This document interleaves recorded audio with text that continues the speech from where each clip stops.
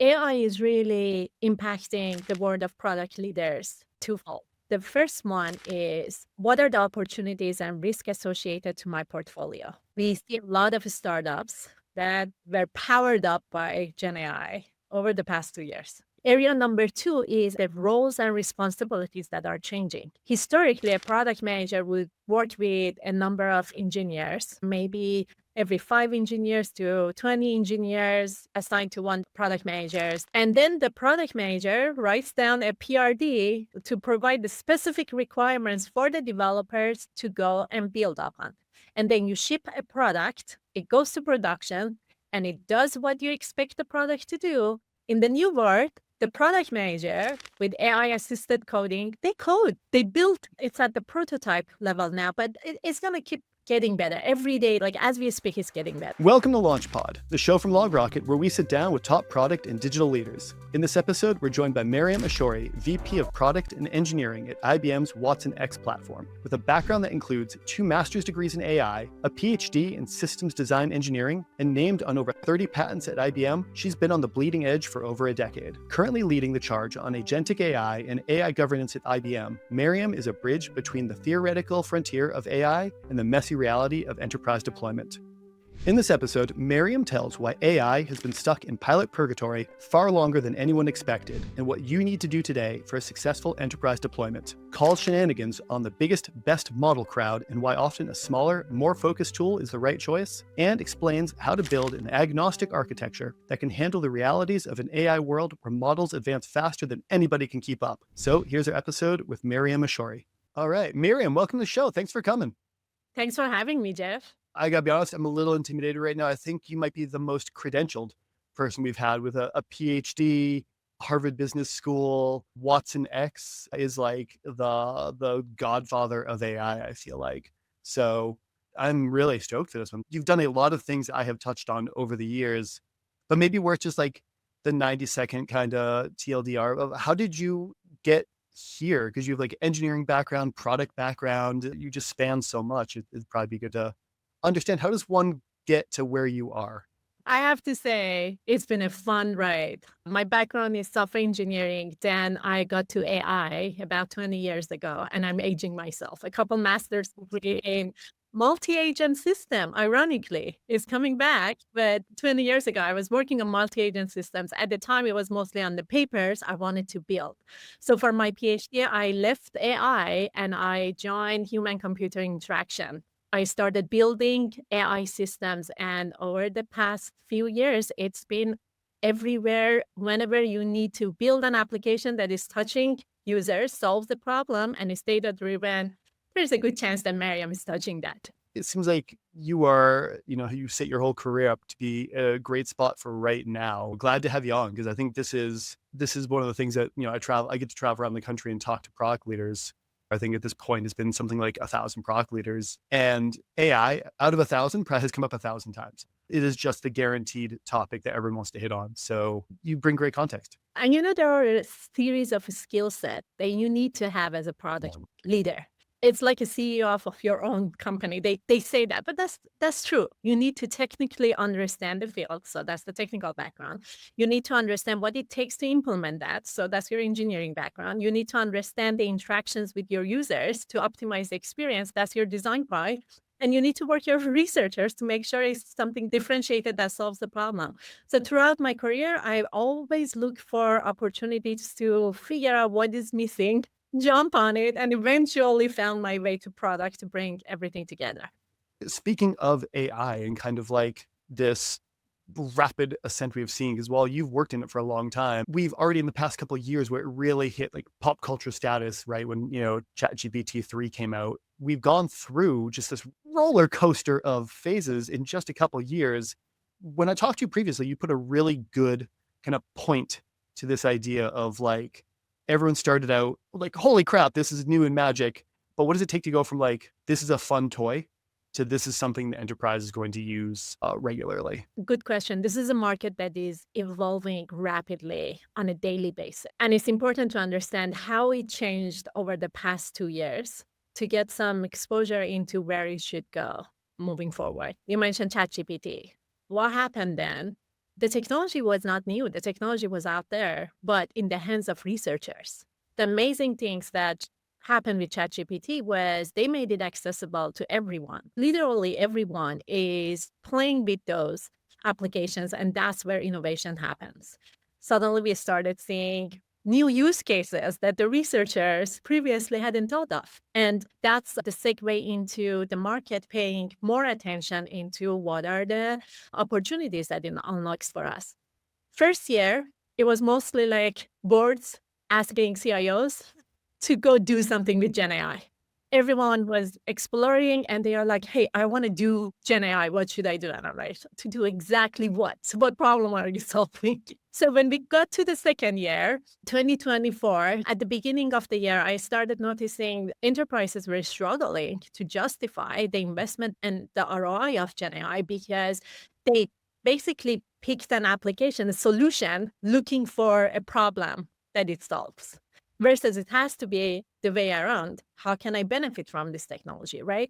And at the time, the acceleration from Gen AI was very focused on a series of niche use cases for content grounded question and answering, code generation, content generation, information extraction, summarization, and classification. So if you have one of those use cases, you can apply LLMs to it. If not, it doesn't help you much. I feel like that was the phase where someone smarter than me put it was like the Salt Bay of AI kind of thing, where all the boards were just like, can you just sprinkle AI on your roadmap maybe? Or like, And what's your AI plan?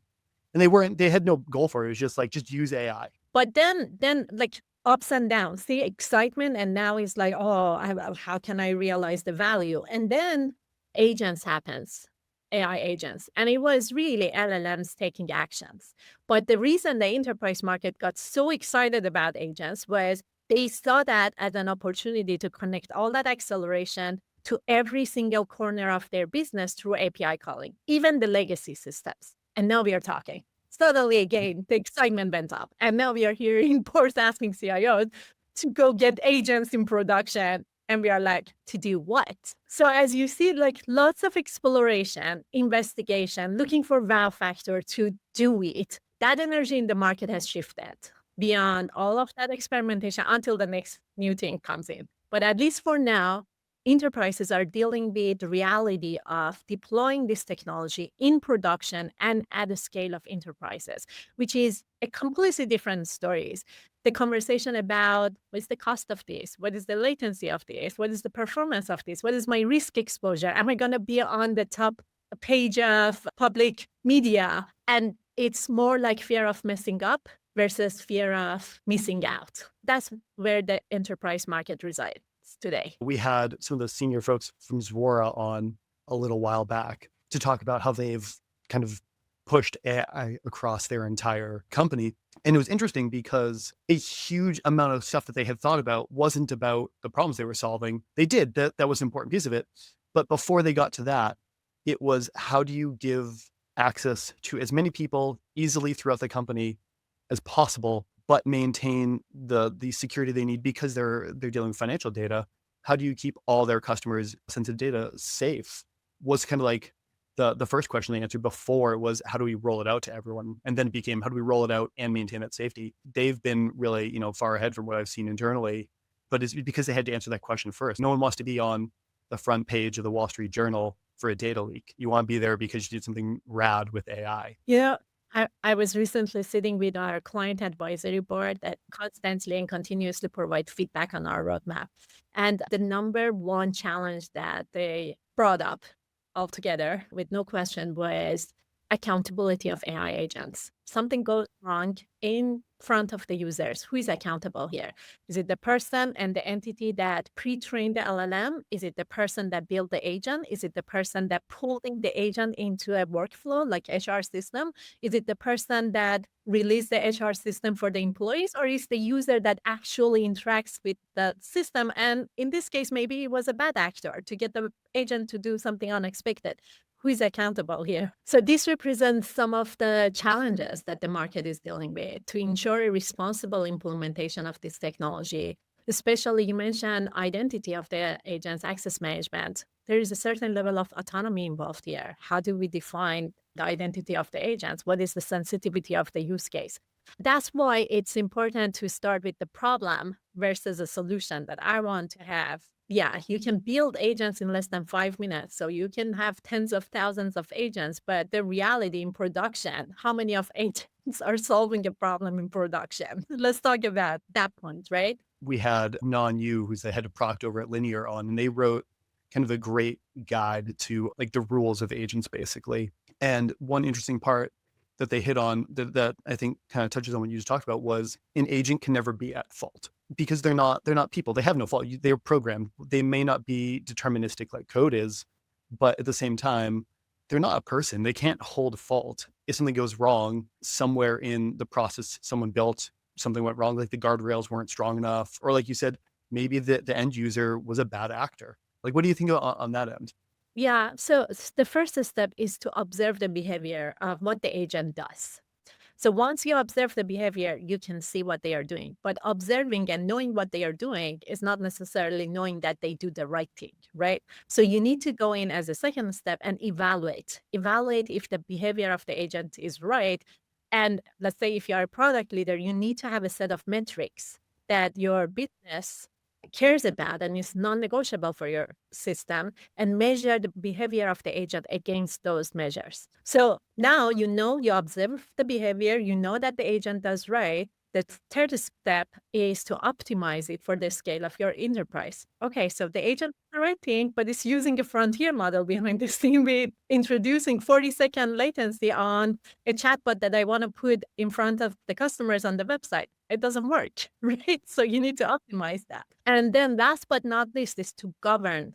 If you are sitting from a risk and compliance posture, you need to set the rules and policies. You mentioned guardrails for everyone to follow. Like they set the rules for what agents can and cannot do, and they need to make sure that those policies are enforced to agents, no matter where they are built or where they are run. So knowing that the guardrail highlighted something is good, but you want to stop that behavior before it happens versus, oh, this happened. I see that this happened. No, you go in and prevent that, right? So these are some of the nuances that we see the market is going after. And how do you see, like, since you have this kind of advisory board, it seems like there's probably good insight here.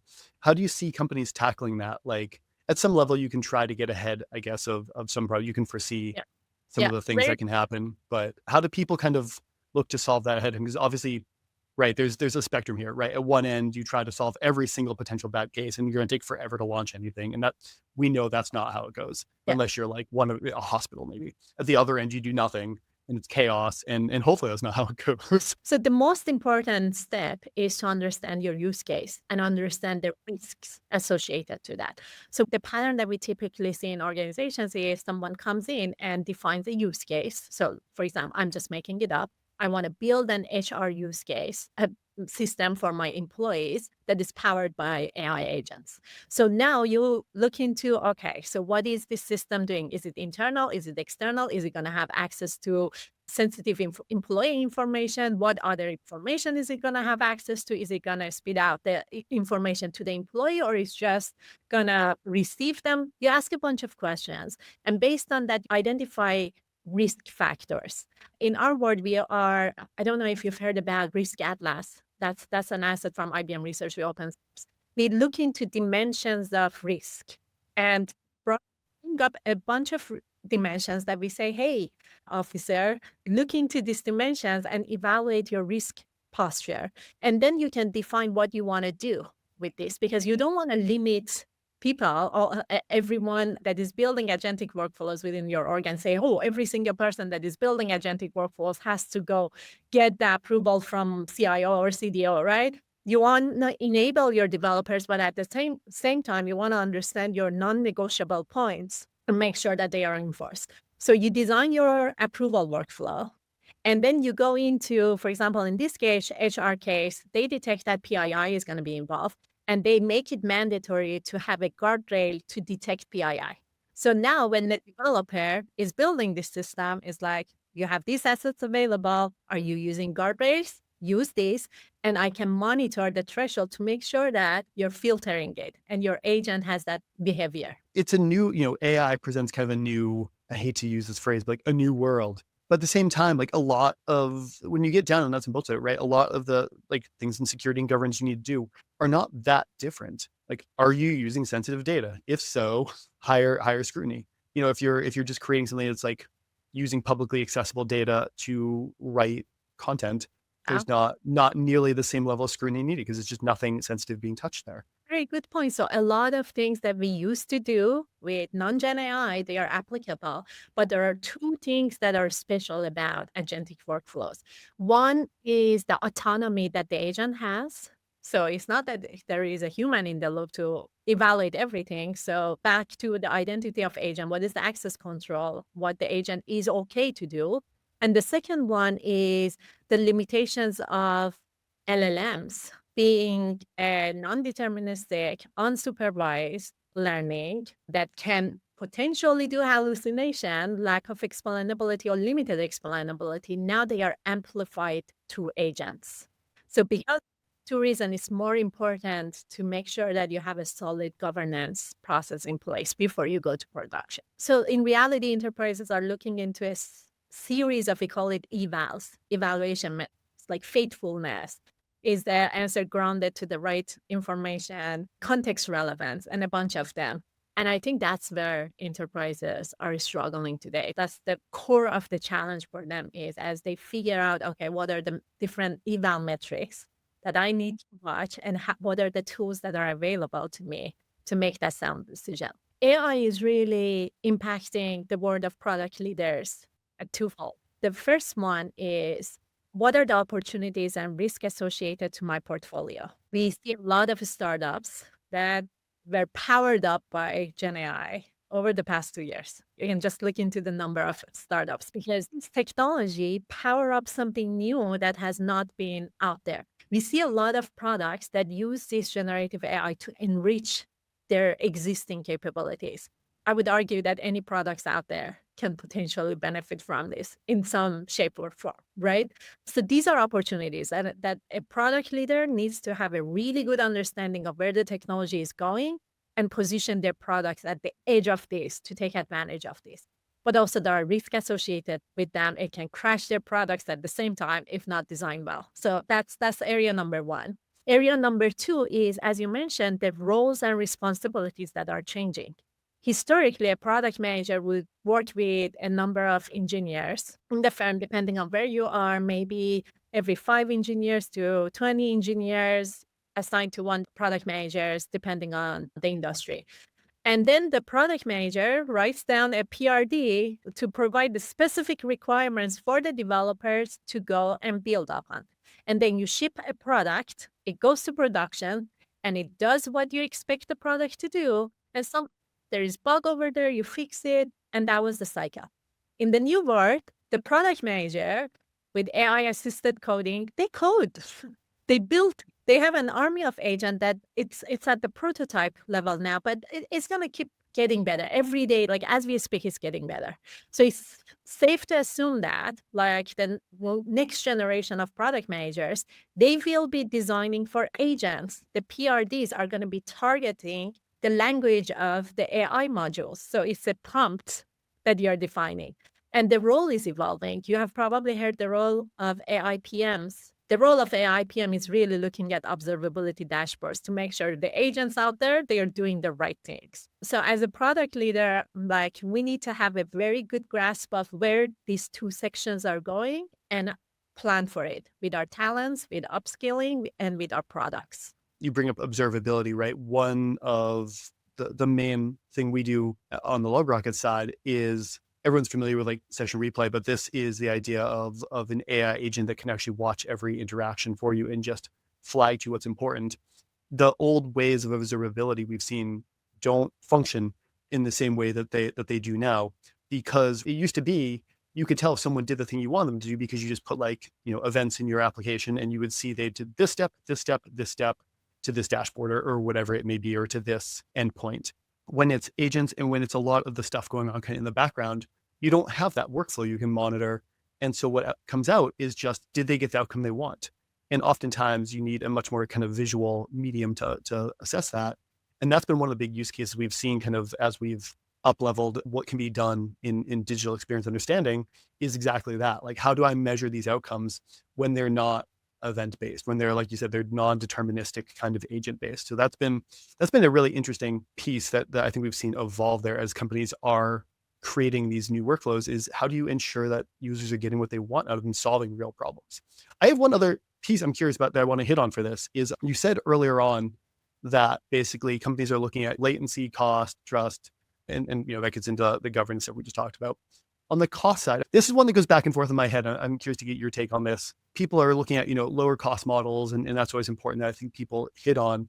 But at the same time, given the rapid acceleration of everything, just how we know the paradigm of how infrastructure costs. And I think you can think of foundation models as infrastructure at some level. We know that over time, cost of that comes down typically. Should product people be focusing on optimizing costs right now? Is that the right thing to do? Or is it just, we know temporarily we're going to take a margin hit. It's much more valuable to be the absolute best in delivering just such a, acquiring customers, because it's a much, much, much better experience or function we can deliver.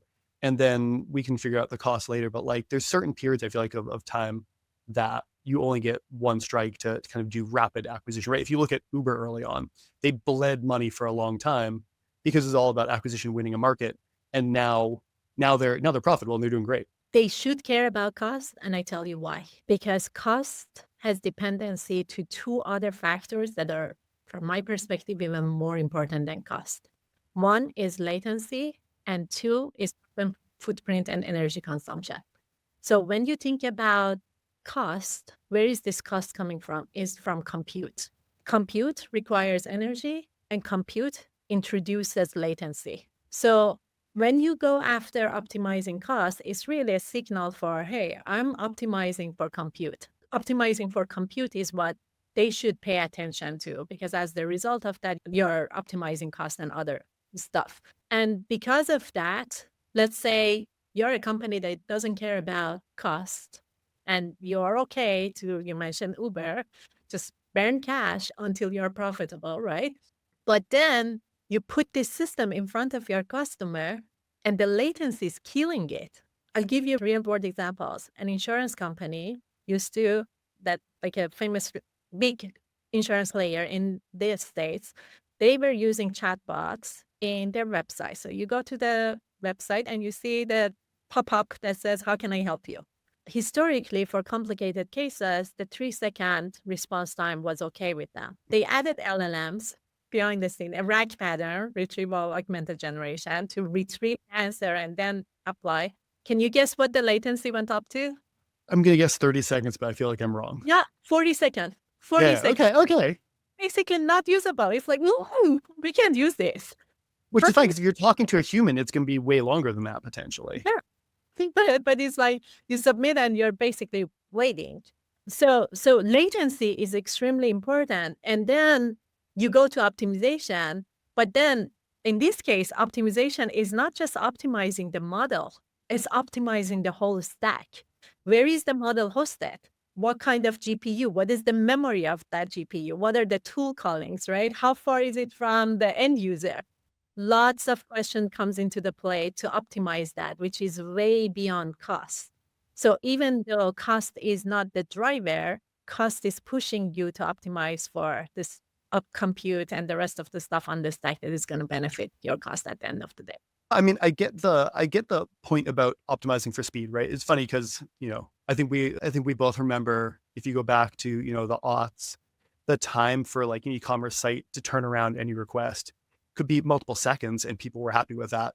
And then suddenly got to the point where if it's not instantaneous, you're losing customers, right? Google put that thing that like every thousandth of a second matters from a customer retention and conversion standpoint. And like chat, we're definitely getting to that where it used to be, I would tell, teams, if you're waiting, a minute for a response, people are gonna leave. And now it's like, it's just expected instantaneous, especially if it's an LLM. But there is an element at times of like cost in the model that you're paying for can be, right, high compute, and part of what you're paying for is high compute, higher speed. And that's kind of where I'm saying like, it seems like we might be in a moment in time where if you have the luxury, you should look at cost. I'm not saying you should just like not look at cost at all, but there's going to be times when it's worth, taking a lower margin, maybe temporarily, because long-term you have some bigger gain. That maybe optimizing for cost isn't the right move. It's not right for everyone, but there's going to be certain companies I think that's the right move.